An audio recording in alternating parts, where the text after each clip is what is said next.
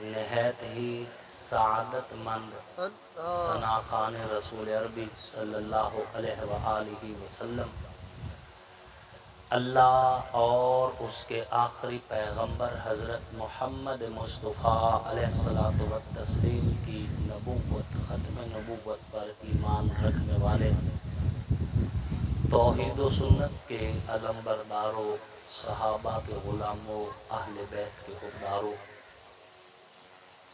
آپ سب لوگ اور ہم اللہ کے فضل و کرم سے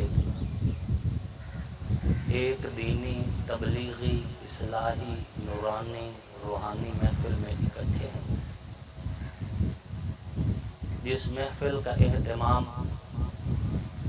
محترم رائے محمد اسلم بٹی صاحب اور ہمارے مہربان ماہر ارشاد چودھری صاحب، ان کی مخلصانہ کوششوں کا نتیجہ ہے۔ اللہ رب العزت تمام بانیان محفل کو، تمام شرکائے محفل کو اور ہر اس بندے کو جس نے دام در میں قدم سخ نے اس محفل کو کامیاب کرنے میں حصہ لیا ہے، سب کو میرے سمیت دنیا آخرت کی بلائیاں نصیب فرمائے، دنیا آخرت کی عزت اللہ رب العزت نصیب فرمائے۔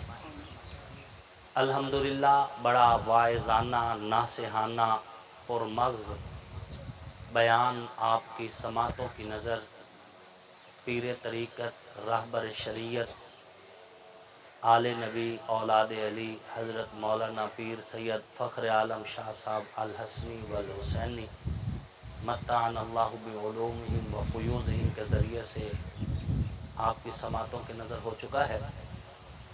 اللہ رب العزت ان سمیت تمام خطبہ حضرات کی، شعراء حضرات کی، نعت خواں حضرات کی حاضری کو اپنی بارگاہ میں قبول فرمائے، اور جس محبت اور عقیدت کے ساتھ یہ محفل منعقد کی گئی ہے، اللہ اس محبت اور عقیدت کو بھی اپنی بارگاہ میں قبول فرمائے۔ سامعین محترم، مجھے آج جو ٹائم دیا گیا ہے بقول مار ارشاد صاحب کے کم از کم 1.5 گھنٹہ ہے، اور اگر آپ اسی طرح بیٹھے رہ گئے تو یہ ٹائم 2.5 گھنٹے بھی ہو سکتا ہے، اور اگر آپ نے میرے ساتھ سبحان اللہ الحمدللہ کہہ کر میرا ساتھ دیا تو آپ کو رعایت بھی مل سکتی ہے۔ اگر آپ چاہتے ہیں کہ تھوڑے ٹائم میں زیادہ گفتگو ہو تو یہ ذہن میں رکھیں کہ آپ کو میرا ساتھ دینا ہوگا، اور ساتھ دینے کے لیے منہ ہلانا ہوگا، سبحان اللہ، اللہ اکبر یہ کہنا ہوگا، تاکہ محفل بابرکت بھی رہے، اور جب ہم یہاں سے اٹھیں تو اللہ کے ذکر کی وجہ سے، رسول اللہ صلی اللہ علیہ وآلہ وسلم کے ذکر کی وجہ سے، نبی علیہ السلام کے صحابہ و اہل بیت کے ذکر کی وجہ سے اللہ ہماری جھولی بھر دے۔ سامعین محترم، اللہ رب العزت نے حضور سرور کونین سیدی و مرشدی حضرت محمد مصطفیٰ علیہ الصلوۃ والتسلیم کو جو کچھ بھی دیا ہے بے مثال دیا ہے۔ بات نبی کے حسن کی ہو تو نبی کا حسن بے مثال، بات نبی کے چہرے کی ہو تو نبی کا چہرہ بے مثال، بات نبی کے اسم کی ہو تو آقا کا اسم بے مثال، بات نبی کے جسم کی ہو تو حضور کا جسم بے مثال، بات نبی کی نبوت کی ہو تو حضور کی نبوت بے مثال، بات نبی کی ولادت کی ہو تو آقا کی ولادت بے مثال، بات نبی کی جوانی کی ہو تو حضور کا شباب بے مثال، بات نبی کی بعثت کی ہو تو آقا کی بعثت بے مثال، بات نبی کی تبلیغ کی ہو تو حضور کی تبلیغ بے مثال، بات آقا کے جہاد کی ہو تو حضور کا جہاد بے مثال، بات نبوت کی تربیت کی ہو تو آقا کی دی گئی تربیت بے مثال، بات نبی کے شہروں کی ہو تو حضور کے شہر بے مثال، بات نبی کے حسب نسب کی ہو تو آقا کا حسب بھی با کمال، آقا کا نسب بھی با کمال۔ بات نبی کے زمانے کی ہو تو آقا کا زمانہ بے مثال، بات نبی کے یارانے کی ہو تو حضور کا یارانہ بے مثال، بات نبی کے گھرانے کی ہو تو حضور کا گھرانہ بھی بے مثال۔ حضور کو جو کچھ بھی دیا گیا ہے بے مثال دیا گیا ہے، اور حضور کو دی گئی کسی چیز پر بھی تنقید کی اجازت نہ اللہ دیتا ہے نہ اللہ کا رسول دیتا ہے۔ جو کچھ بھی حضور کو ملا بے مثال ملا، کوئی چیز بھی حادثاتی طور پہ نہیں ہے، سڈن نہیں ہے، اچانک نہیں ہے، یہ رب کا ماسٹر پلان ہے۔ کائنات بناتے لمحے رب نے جو تقدیر کے فیصلے کیے، تقدیر کے انہی فیصلوں میں نبی کا زمانہ بھی ہے، نبی کا یارانہ بھی ہے، نبی کا گھرانہ بھی ہے۔ مولانا محمد نافع محمدی رحمت اللہ علیہ محمدی شریف والے، محمدی شریف علاقہ ہے آج کل چلیوٹ کا، لیکن پہلے تو وہ جنگ ہی کا علاقہ تھا۔ محمدی شریف میں مولانا محمد نافع محمدی رحمت اللہ علیہ رحماء بینہم کے اندر لکھتے ہیں کہ حضرت موسیٰ کلیم علیہ السلام نے اللہ سے دعا کی اور فرمایا کہ اے میرے رب، ابو بکر اور عمر کو میرا صحابی بنا۔ ابو بکر اور عمر کو حضرت موسیٰ کلیم نے دعا کی تو کائنات کے رب نے فرمایا اے میرے کلیم، میں نے ابو بکر اور عمر کو محمد کے لیے بنا رکھا ہے۔ یہ ماسٹر پلان ہے، یہ رب کا طے شدہ امر ہے۔ نبی کا یارانہ ہو یا نبی کا گھرانہ کوئی مرضی سے نہیں آیا، رب کا انتخاب ہے۔ جس کو آپ منتخب کرو، آپ کو حق ہے کہ اس پر تنقید کرو۔ جس کو آپ منتخب کرو، آپ کو حق ہے کہ آپ اپنے انتخاب پہ نظر ثانی کرو۔ جس کو آپ منتخب کرو، آپ کو یہ رائٹ ہے کہ آپ اپنے انتخاب کے بارے میں دوسری رائے بھی قائم کرو۔ چونکہ آپ کہہ سکتے ہو کہ ہم نے ظاہر دیکھا تھا، دل نہیں دیکھا تھا، ظاہر دیکھا تھا، باطن نہیں دیکھا تھا، ظاہر دیکھا تھا، اس کے اندرونی معاملات کو نہیں دیکھ رکھا تھا، ہم نے ظاہر دیکھ کر فیصلہ کیا، اب ہمیں اس کے باطن کا پتہ چلا ہے۔ اب جب پتہ چلا ہے تو ہم شرمندہ ہیں کہ ہم نے جس کو منتخب کیا وہ ہماری امیدوں پہ پورا نہیں اترا، چونکہ آپ عالم الغیب نہیں ہیں، آپ دل سے واقف نہیں ہیں، آپ باطن سے واقف نہیں ہیں، آپ اندرون خانہ معاملات سے واقف نہیں ہیں۔ لیکن صحابہ کو چننے والا، اہل بیت کو چننے والا آپ میں سے کوئی نہیں، ہم میں سے کوئی نہیں۔ اہل بیت کا انتخاب بھی اللہ نے کیا ہے، صحابہ کا انتخاب بھی اللہ نے کیا ہے۔ کوئی اعتراض تو تب کرے جب ابو بکر کو چننے والا تو مجھ سے کوئی ہو یا ہم میں سے کوئی ہو۔ انتخاب پہ اعتراض تو تب ہو جب دنیا نے چناؤ کیا ہو عمر کو، جب دنیا نے چناؤ کیا ہو غنی کو، جب دنیا نے چناؤ کیا ہو علی کو، جب دنیا نے چناؤ کیا ہو معاویہ کو، جب دنیا نے چناؤ کیا ہو ابو سفیان کو۔ جب دنیا نے چنا ہی نہیں ہے تو پھر ان کو چننے والا وہ ہے جو علیم بذات الصدور ہے۔ ان کو چناؤ کرنے والا وہ ہے جو دلوں کے حال سے واقف ہے۔ رب کو پتا تھا کہ رب کے خزانے میں سب سے سچا، سب سے سچا، سب سے اچھا، سب سے بہتر کون ہے؟ جو سب سے اچھے تھے، جو سب سے سچے تھے، جو سب سے سچے تھے، جو سب سے خالص تھے، جو سب سے مخلص تھے۔ رب نے ان کو چنا پیغمبر کی جھولی میں رکھ دیا۔ سبحان اللہ، اللہ اکبر۔ سب سے اچھے تھے جھولی میں اللہ اکبر۔ ہم نے اگر چنے تو اعتراض کرے، اور اگر ہم نے چنا ہی نہیں تو ہمیں اعتراض بنتا ہی نہیں۔ میرے پاک پیغمبر علیہ الصلوۃ والتسلیم نے فرمایا ان اللہ اختارنی واختار لی اصحابی، اللہ نے مجھے بھی چنا اور میرے لیے میرے صحابہ کو چنا۔ آئیے ازالت الخفا میں ایک حدیث شاہ ولی اللہ محدث دہلوی رحمۃ اللہ علیہ لے کے آئے ہیں، آپ کی سماعتوں کی نظر کرتا ہوں۔ ازالت الخفا عن الخلفاء، حضرت شاہ ولی اللہ محدث دہلوی رحمۃ اللہ علیہ ایک حدیث لے کے آئے ہیں۔ حضرت علی رضی اللہ تعالی عنہ فرماتے ہیں، اس حدیث کے راوی میں پوری ذمہ داری سے کہہ رہا ہوں کہ اس حدیث کے سب سے پہلے راوی جو حضور علیہ السلام سے روایت کرتے ہیں وہ تنہا حضرت علی المرتضیٰ ہیں۔ حضرت علی المرتضیٰ فرما رہے ہیں کہ حضور علیہ السلام نے فرمایا، میں نے سنا حضور فرما رہے تھے کہ جس رات مجھے معراج کروائی گئی، جس رات اللہ نے مجھے عرش معلیٰ پہ بلوایا تو عرش معلیٰ پہ لکھا ہوا تھا لا الہ الا اللہ محمد الرسول اللہ، ابو بکر الصدیق، عمر الفاروق، عثمان ذو النورین۔ اس روایت کا راوی میں نہیں ہوں، اس روایت کا راوی آپ نہیں ہیں، اس روایت کے راوی محدثین نہیں ہیں، اس حدیث کو سننے والا علی ہے، بولنے والے نبی ہیں۔ جب نبی نے کہہ دیا کہ عرش الہی پہ ابو بکر کا نام ہے، جب نبی نے کہہ دیا عرش الہی پہ عمر کا نام ہے، جب نبی نے کہہ دیا عرش الہی پہ عثمان کا نام ہے، اور تصدیق اس کی مولا کائنات مولا علی نے کر دی ہے، تو نبی بھی راضی ہے، علی بھی راضی ہے۔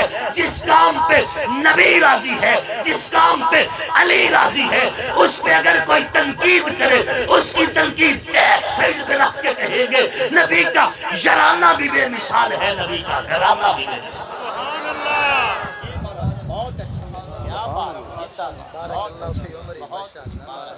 چناؤ تیرا تو نہیں ہے نہ میرا ہے، یہ اختیار نہ میرے ہاتھ میں ہے نہ تیرے ہاتھ میں ہے، رب نے چنا ہے ان کو، چناؤ رب نے کیا ہے۔ اور یہ آپ اکثر آیت سنتے رہتے ہیں نا، کنتم خیر امت اخرجت للناس، ہمارے تبلیغی بھائی سمجھتے ہیں شاید یہ اتری ہمارے حق میں ہے۔ یہ آیت سب سے پہلے صحابہ کے حق میں نازل ہوئی ہے۔ کنتم مخاطب کا صیغہ ہے، غیب کا صیغہ نہیں۔ آپ اور میں اس آیت کے مصداق تب بنیں گے جب والذین اتبعوہم بإحسان ہوں گے، جب صحابہ کے پیچھے چلیں گے۔ سب سے پہلا خطاب اللہ نے جو صحابہ کی طرف اس کو منسوب کر کے کیے کہ اے پیغمبر کے صحابہ، تم ہی ہو بہترین امت کے افراد جو امت کے نفع کے لیے پیدا کیے گئے ہو۔ یہ رب کا چناؤ ہے، یہ رب کا انتخاب ہے۔ علامہ ابن جوزی رحمت اللہ علیہ ایک روایت لے کے آئے ہیں۔ علامہ ابن جوزی رحمت اللہ علیہ مناقب عمر میں ایک روایت لے کے آئے ہیں، فرماتے ہیں کہ قیامت والے دن بروز محشر دین اسلام عمر کو ڈھونڈتا پھرے گا۔ قیامت والے دن، اور اس روایت کا راوی کون ہے؟ مولانا مختار سیال نہیں، علامہ حق نواز نہیں، شاہ ولی اللہ محدث دہلوی نہیں۔ یہ روایت جو علامہ ابن جوزی رحمت اللہ علیہ مناقب عمر میں لے کے آئے ہیں، اس حدیث کو روایت کرنے والے جناب حضرت حسن بن علی المرتضیٰ ہے۔ امام حسن پاک فرماتے ہیں، روایت کرتے ہیں نبی علیہ السلام سے کہ قیامت والے دن دین اسلام عمر کو ڈھونڈے گا، محشر کے میدان میں ڈھونڈتا ڈھونڈتا جب عمر تک پہنچے گا، عمر کا بازو پکڑے گا، رب کے سامنے لے کے جائے گا اور کہے گا اے اللہ یہ عمر ہے، میں ڈرا ہوا تھا، سہما ہوا تھا، چھپا ہوا تھا، اس عمر نے مجھے علل اعلان کفر کے سامنے للکار کے کہا تھا، جس نے بچے یتیم کروانے ہیں باہر آ جائے، جس نے لڑائی لڑنی ہے باہر آ جائے۔ عمر کلمہ پڑھ چکا ہے، اب دین کی بات چھپ کر نہیں، کعبے کی چھت پہ چڑھ کے ہوگی۔ ہم چاہتے بول نعرہ تکبیر، شان رسالت، شان صحابہ، گلی گلی نگر نگر، سارا نہ بولو یہ امت کو ملا بولے، گلی گلی نگر نگر، گلی گلی نگر نگر، گلی گلی نگر نگر، صاحبزادہ مولانا محمد آصف معاویہ اسکر۔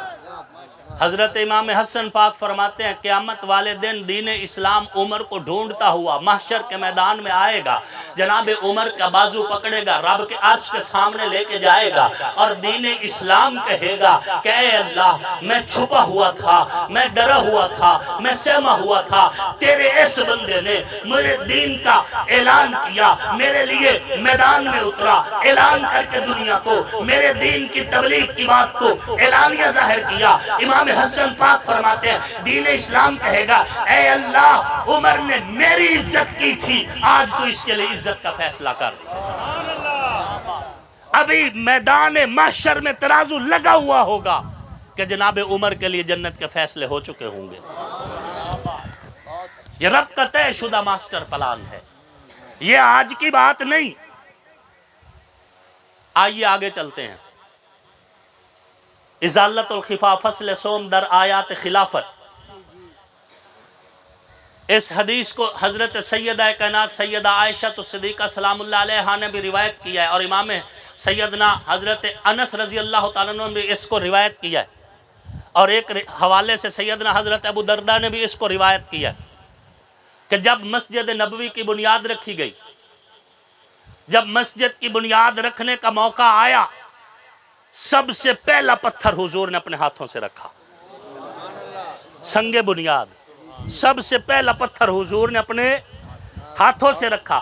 جب رکھ دیا تو فرمایا لیَزَا ابو بکر حجرن الی جنب حجری، ابو بکر سے کہو کہ اپنا پتھر میرے پتھر کے ساتھ رکھے، میرے پتھر کے ساتھ رکھے۔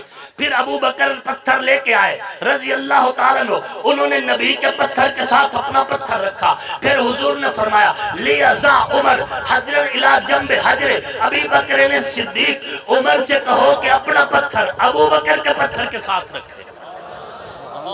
پھر حضرت عمر رضی اللہ تعالیٰ عنہ وہ پتھر لے کے آئے اور مسجد کی بنیادوں میں ابو بکر کے پتھر کے ساتھ رکھا۔ پھر فرمایا لیَزَا عثمان حجرن الی جنب حجر، اب عمر ابن الخطاب عثمان کو چاہیے کہ اپنا پتھر عمر کے پتھر کے ساتھ رکھے۔ حضرت عثمان نے حضرت عمر کے پتھر کے ساتھ جب پتھر رکھ دیا، اب حضور علیہ الصلوۃ والتسلیم نے فرمایا ہؤلاء الخلفاء من بعدی، میرے بعد خلافت کی یہ ترتیب ہوگی، یہ ترتیب ہوگی۔ یہاں پر آپ یہ سوال کر سکتے ہیں کہ حضرت علی کا ذکر کیوں نہیں؟ تو جناب حضرت علی کو تو حضور ہجرت کے وقت اپنے بستر پہ سلا کے آئے تھے، موقع پہ ہوتے تو ذکر علی بھی ہوتا، موقع پہ تھے نہیں۔ ان چاروں میں سے 3 موقع پہ تھے، ان 3 کا حضور نے ذکر کر دیا۔ بات سمجھ آ رہی ہے؟ آئیے اس سے اگلی روایت کی طرف چلتے ہیں۔ اس روایت کو امام بہقی انہوں نے ذکر کیا جناب سیدنا ابو ذر غفاری رضی اللہ تعالیٰ عنہ کے ذریعے سے۔ حضرت ابو ذر غفاری رضی اللہ تعالیٰ عنہ اس حدیث کے راوی ہیں۔ امام بہقی دلائل النبوت میں اس حدیث کو لے کر آئے ہیں۔ امام بہقی نے اس حدیث کو روایت کی ہے۔ عن ابی ذر، حضرت ابو ذر رضی اللہ تعالیٰ عنہ سے روایت ہے، کان النبی صلی اللہ علیہ وسلم جالسا وحدہ، آپ علیہ الصلوۃ والتسلیم ایک مقام پر اکیلے بیٹھے تھے۔ جئت حتی جلست الیہ، میں وہاں پر پہنچا، نبی علیہ السلام کے ساتھ بیٹھ گیا، ابھی میں نبی کے پاس بیٹھا تھا۔ ثم جاء ابو بکر فسلم علیہ، ابو بکر صدیق آئے، نبی پہ صلاۃ و سلام بھیجا۔ ثم جاء عمر، پھر عمر آئے، ثم جاء عثمان، پھر عثمان آئے. یہ تینوں صحابی میرے پیغمبر کے پاس بیٹھ گئے. حضرت ابو ذر غفاری فرماتے ہیں اس حال میں کہ بین ید رسول اللہ ہے سبو حسیات، رسول اللہ کے سامنے 7 کنکریاں پڑی تھی. میرے پاک پیغمبر علیہ الصلوۃ والتسلیم نے اخذہن، ان کنکریوں کو اٹھایا، فوضعہن فی ید کفہ، پھر ان کو اپنی کف میں، اپنی ہتھیلی میں رکھا، یہاں تک کہ جب وہ کنکریاں نبی کی ہتھیلی میں آئی، فسبحنا حتی سمعت حنینا کحنین النحل. حضرت ابو ذر غفاری فرماتے ہیں جب وہ کنکریاں نبی کے ہاتھ میں آئی تو کنکریوں نے سبحان اللہ پڑھنا شروع کر دیا. یوں آواز آ رہی تھی جیسے شہد کی مکھیوں کی آواز آتی ہے. فوضعہن، حضور نے کنکریاں نیچے رکھ دی. فخرسنا، کنکریاں پھر خاموش ہو گئی. اس کے بعد میرے پاک پیغمبر نے ثم تناولہن، پھر ان کنکریوں کو اپنے ہاتھ میں لیا. فوضعہن فی ید ابی بکر، پھر ان کنکریوں کو ابو بکر کے ہاتھوں میں رکھا. حضرت ابو ذر غفاری فرماتے ہیں فسبحنا حتی سمعت حنینا کحنین النحل. میں نے پھر دیکھا کہ وہ کنکریاں جب ابو بکر کے ہاتھوں میں آئیں تو انہوں نے پھر سے ذکر الہی شروع کر دیا. فوضعہن، پھر وہ کنکریاں نیچے رکھ دی گئی. فخرسنا، کنکریاں پھر خاموش ہو گئی. ثم تناولہن، نبی نے پھر وہ کنکریاں اٹھائی. فوضعہن فی ید عمر، ان کو پھر عمر کے ہاتھ میں رکھا. فسبحنا، کنکریوں نے پھر اللہ کا ذکر شروع کر دیا. فوضعہن، ان کو پھر جب زمین پر رکھا گیا. فخرسنا، کنکریاں پھر خاموش ہو گئی. فوضعہن، پھر آپ علیہ السلام نے ان کو فی ید عثمان، عثمان کے ہاتھوں میں رکھا. فسبحنا، کنکریوں نے پھر سبحان اللہ پڑھنا شروع کر دیا. یہاں تک کہ پھر ان کنکریوں کو جب زمین پر رکھا گیا کنکریاں خاموش ہو گئی. جب یہ بات خاموش ہو گئی میرے پاک پیغمبر نے فرمایا حاذی خلافت نبوت، یہ نبوت کی نشانی ہے کہ جو کنکری نبی کے ہاتھ میں بولتی ہے وہی کنکری نبی کے صدیق کے ہاتھ میں بولتی ہے. جو کنکری نبی کے ہاتھ میں بولتی ہے وہی کنکری عمر کے ہاتھ میں بولتی ہے. جو کنکری نبی کے ہاتھ میں بولتی ہے وہی کنکری عثمان کے ہاتھ میں بولتی ہے. حاذی خلافت نبوت، یہ نبوت کی نشانی ہے. یہ حضرت ابو ذر غفاری اس حدیث کے راوی ہیں. سیم اسی مضمون کو حضرت سیدنا انس بھی روایت فرماتے ہیں. جناب سیدنا انس رضی اللہ تعالیٰ عنہ سیم اسی مضمون کو روایت فرماتے ہیں. اسی طرح واقعہ ذکر کرتے ہیں. فرماتے ہیں کہ میں بھی اس موقع پہ موجود تھا جب کنکریاں ابو بکر کے ہاتھ میں آئیں تب بھی انہوں نے گفتگو کی. جب عمر کے ہاتھ میں آئیں تب بھی سبحان اللہ پڑھا. جب غنی کے ہاتھ میں آئیں تب بھی سبحان اللہ پڑھا. پھر کنکریاں زمین پہ رکھ دی گئی. اس سے آگے حضرت انس بات ختم نہیں کرتے. فرماتے ہیں فسیرہن فی ید فی ایدینا رجلا رجلا.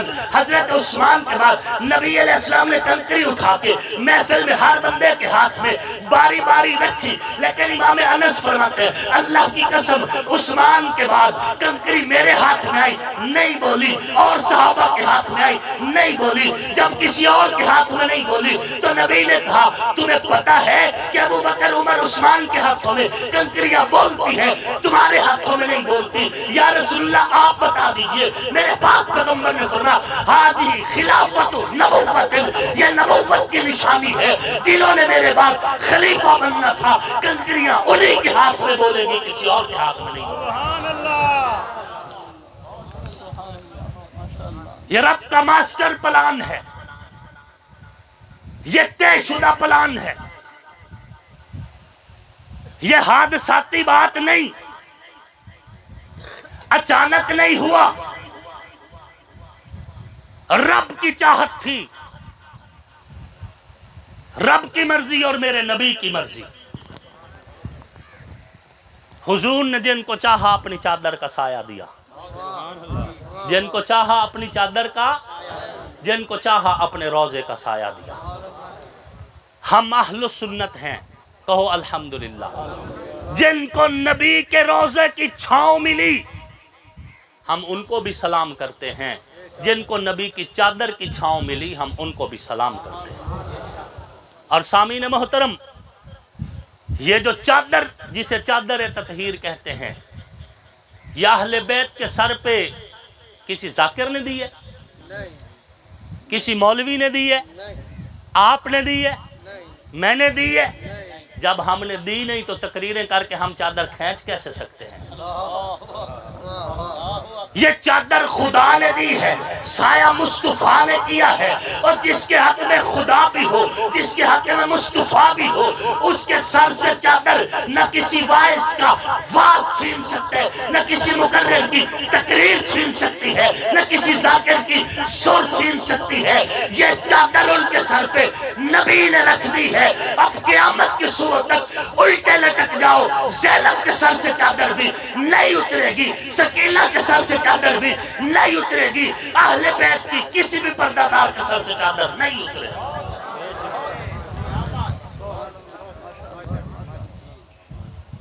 یہ کیسے ہو سکتا ہے؟ عجب بات نہیں؟ میں سیاسی آدمی ہوں، مجھے دو ٹوک گفتگو کرنی نہیں چاہیے جو دنیا میں سیاست کے اصول ہیں، لیکن میں کیا کروں؟ جب میں ممبر رسول پہ بیٹھتا ہوں، خدا کی قسم میں نے 8 سال آپ جیسے لوگوں کے دیے ہوئے چندے جو مدرسوں میں پہنچتے ہیں کھا کر میں نے دین پڑھا ہے۔ اب میں دین چھپاؤں تو مجھ پہ اللہ رسول کی بھی لعنت ہو۔ میں نہیں چھپا سکتا۔ دنیاوی نفع نقصان اپنی جگہ پہ، اور جس راہ پہ ہم چلتے ہیں نقصان ہو ہی نہیں سکتا، انشاءاللہ نقصان ہو ہی نہیں سکتا۔ میری یہ بات دل کی تختی پہ لکھ لو، ذہن کے ایک ایک گوشے میں لکھ لو۔ جن جن سادات کا یہ عقیدہ ہے کہ سیدہ زینب کے سر پہ چادر تھی، انہی کی بیٹیوں کے سر پہ آج چادر ہے۔ نہیں سمجھے؟ شاید کہ اتر جائے تیرے دل میں میری بات۔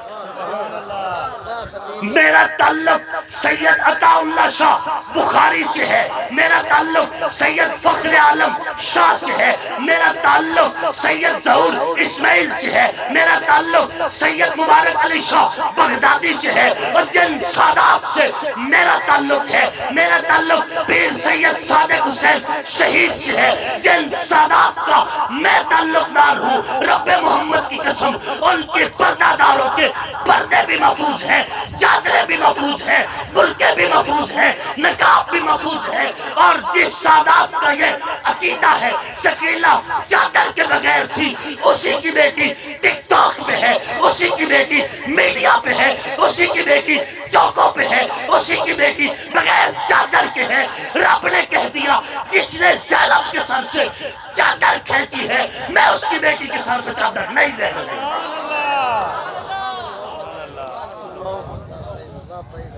کوئی ایک بندہ ایسا بتاؤ جس کا یہ بھی عقیدہ ہو کہ زینب کا چہرے کے اوپر نقاب نہیں تھا، سر پہ چادر نہیں تھی، سکینہ پاک کے سر پہ چادر نہیں تھی، اور اس کی بیٹی پردہ دار ہو، کوئی ایک بندہ دکھاؤ۔ رب نے سزا دی ہے کہ تم نے زہرا جائیوں کے سر سے چادر کھینچی تقریریں کر کر کے، رب نے تمہاری بیٹیوں کو بے پردہ کر دیا۔ بات سمجھ آ رہی ہے؟ اور جن سادات کا یہ عقیدہ ہے کہ زینب پاک کے سر پہ چادر رہی، بولو تھک گئے ہو؟ سبحان اللہ۔ جن کا یہ عقیدہ ہے کہ سیدہ سکینہ کا پردہ سلامت رہا، ان کی بیٹیوں کے پردے آج بھی سلامت ہیں، ان کی چادر چار دیواری کا تقدس آج بھی قائم ہے۔ رب نے سزا انہی کو دی ہے جنہوں نے زینب کے سر سے چادر کھینچنے کی گستاخی کی ہے۔ بات سمجھ آ رہی ہے؟ جنہوں نے سکینہ پاک کو بے پردہ ظاہر کیا ہے۔ اور خدا کی قسم یہ کیسے ہو سکتا ہے؟ پردہ اترے ہی جن کے لیے ہو۔ اگر وہ بے پردہ رہ گئے تو بتاؤ پھر پردہ تھا کس لیے؟ کس لیے تھا پھر؟ تم مجھے خود بتاؤ ایمان سے کہ کرب و بلا کی دھرتی پہ جو حسین کے خلاف نکلے پاک تھے یا پلید تھے؟ اونچا بولو، کون تھے؟ جو حسین کے خلاف نکلے وہ صرف نجس نہیں تھے، اس امت کے پلید ترین لوگ تھے، اس امت کے نجس ترین لوگ تھے، وہ لوگ جنہوں نے نبی کے نواسے کی گردن پہ چھری چلائی، وہ گردن جہاں میرا پیغمبر بوسے لیا کرتا تھا، جنہوں نے نبی کے ہونٹوں نواسے کے ہونٹوں پہ چھریاں ماری، وہ ہونٹ جہاں نبی کے ہونٹ لگا کرتے تھے، اور جنہوں نے خاندان رسول کا محمد چھین لیا، اون چھین لیا، قاسم چھین لیا، علی اکبر علی اصغر کو اپنی تلواروں سے زخم لگوائے، اس امت کا لعین ترین طبقہ وہ ہے جنہوں نے عباس علمدار کے دونوں ہاتھ شہید کر دیے، اس امت کا سب سے بدترین طبقہ وہ ہے اور جس کی تلوار حسین کے خلاف تھی۔ کیا خیال ہے؟ وہ لوگ جو حسین کے خلاف نکلے، توجہ میری طرف رہے، جو سیدنا امام علی مقام کے خلاف نکلے، کیا خیال ہے وہ پاک ہیں یا پلیت ہیں؟ اونچا بولو، ڈرتے کیوں؟ کون ہے؟ پلیت ہے، صرف پلیت نہیں، نجس ترین طبقہ ہے۔ میرا نظریہ سنیے، جو اہل بیت کے دشمن کون ہے؟ پلیت ہے، پلید ہے، نجس ترین ہے، اور اہل بیت پاک ہیں، پاکیزہ تر ہیں۔ زینب سلام اللہ علیہا پاک ہے، سیدہ سکینہ سلام اللہ علیہا پاک ہے۔ اب مجھے بتاؤ کہ شمر لانتی کی ناپاک نظر زینب کے پاک چہرے پہ پڑتی رہی؟ یہ کیا بول رہے ہیں؟ کیا ہمیں سمجھانا چاہتے ہو؟ کیا پڑھانا چاہ رہے ہو ہمیں؟ کہ ابن زیاد جیسے لانتی کی ناپاک نظر سیدہ زینب کے پاک چہرے پہ پڑتی رہی؟ وہ یزیدی، وہ بدباطن، وہ بدماش، وہ لانتی لوگ جنہوں نے حسین اور حسین کی آل کو ذبح کر دیا، ان کی ناپاک نظریں کیا سکینہ کے پاک چہرے پہ پڑتی رہی؟ نہیں، اور رب محمد کی قسم نے یہ ہو سکتا؟ یہ بے ادبی ہے، یہ گستاخی ہے، یہ غداری ہے، یہ بغاوت ہے اہل بیت کے ساتھ کہ ہم ان کی بیٹیوں کو بازار پھرائیں اور یہ نظریہ رکھے کہ چہروں پہ نقاب نہیں تھے، سروں پہ چادر نہیں تھی۔ ادھر سے تو ہم کہیں کہ سیدہ فاطمہ زہرا سلام اللہ علیہا کے ایک بال سے کپڑا ہٹا تو سورج نے پردہ کر لیا، سورج نے، تو اس کے ایک بال کا سورج حیا کرتا ہے، زینب کا حیا نہیں کرتا۔ بقول اس وائز کے زینب کے چہرے سے بھی چادر اتر گئی، سر سے بھی چادر اتر گئی، اور سورج بے شرم بن کے کھڑا رہا۔ یہ ہو سکتا؟ ہمارے مہربان مجاہد اسلام خطیب اسلام حضرت پیر سید سہیل عباس نقوی صاحب چونکہ تشریف لا چکے ہیں، میں اپنی بات کو ختم کرتا ہوں۔ زندگی رہی تو کل بھی تو انشاءاللہ تقریر ہے نا جی، کل انشاءاللہ وہاں پہ میں اپنے اس موضوع کو اور زیادہ کھولنے کی کوشش کروں گا۔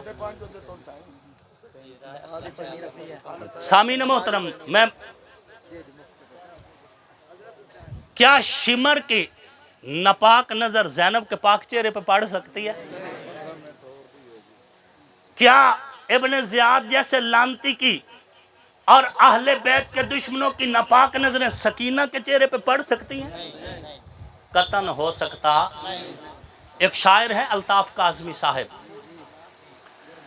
ان بریلوی مکتب فکر سے ان کا تعلق ہے، انہوں نے ایک کلام لکھا ہے، حال دل کس کو سنائیں آپ کے ہوتے ہوئے، کیوں کسی کے در پہ جائیں آپ کے ہوتے ہوئے، کہہ رہا ہے آپ کا رب انت فیہم آپ سے، کیوں میں دوں ان کو سزائیں آپ کے ہوتے ہوئے، میں یہ کیسے مان جاؤں شام کے دربار میں، میں یہ کیسے مان جاؤں شام کے دربار میں، چھین لے کوئی ردائیں آپ کے ہوتے ہوئے۔ یہ ہو سکتا؟ ہو سکتا؟ نہیں، رب کا دستور ہی نہیں۔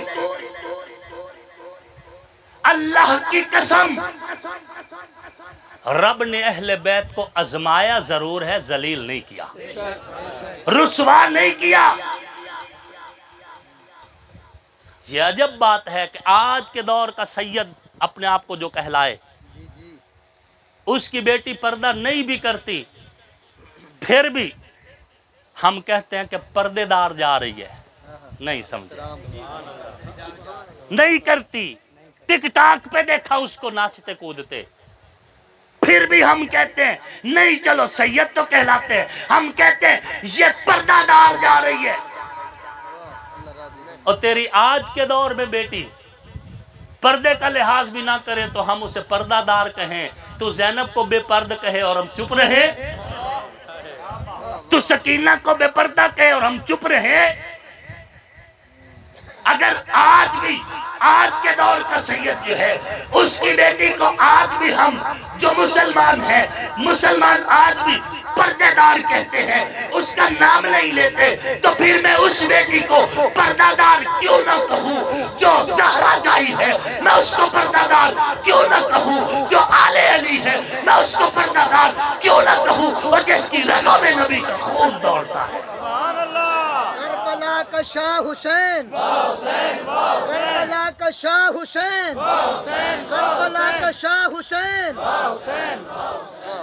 میں وائز تک تو پوچھنا ہے اگر تو گل دسا چھوڑیں۔ واہ خطیب، زندہ باد، زندہ باد۔ بات سمجھ آ رہی ہے؟ میں وائز تک تو پوچھنا ہے اگر تو گل دسا چھوڑیں، بجائے غصے ہون دے خلش میری مٹا چھوڑیں، میں شاید بھول گیا ہو ساں مینوں راہ تے لا چھوڑیں، ہٹے ہکوال تو پردہ سورج نو شرم آوے، ہٹے ہکوال تو پردہ سورج نو شرم آوے، او وہ سورج زینب دی چادر دا نہ مول پاوے، علی دی پاک دھیاں دا پوچھن بھی لہا چھٹے، علی دے پلے کیا چھڑے۔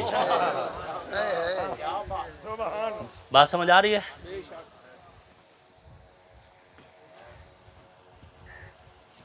علی دی پاک دھیاں دا پوچھن بھی لہا چھڑے، علی دے پلے کیا چھڑے۔ خدا دے شیر ببر نو یعنی کہ فاتح خیبر نو، میرے پیر حیدر نو، نبی دے ویر حیدر نو، تکیہ بھی کرا چھڑے، علی دے پلے کیا چھڑے۔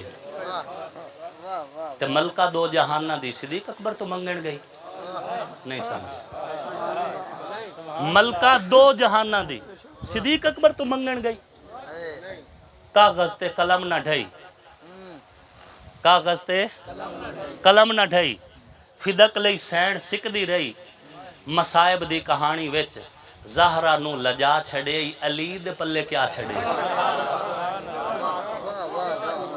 شاعر دی نہ شعری ہے، نہ فن پارا ادیباں دا، نہ گل اے خطیباں دی، نہ جھولا ہے نقیباں دا، عداوت ہے نہ رولا ہے، تکیہ ہے نہ اولا ہے، علی نو پیر مندہ ہاں، نبی دا ویر مندہ ہاں۔ علی تاثیر ایمان دی، علی تفسیر قرآن دی، علی ہے سوز جرت دا، علی شمشیر یزدان دی، علی حیدر دی الفت نو میں فرض اپنا بنا چھڑے، نبی مولا دے آکھن تے علی مولا اکھا چھڑے۔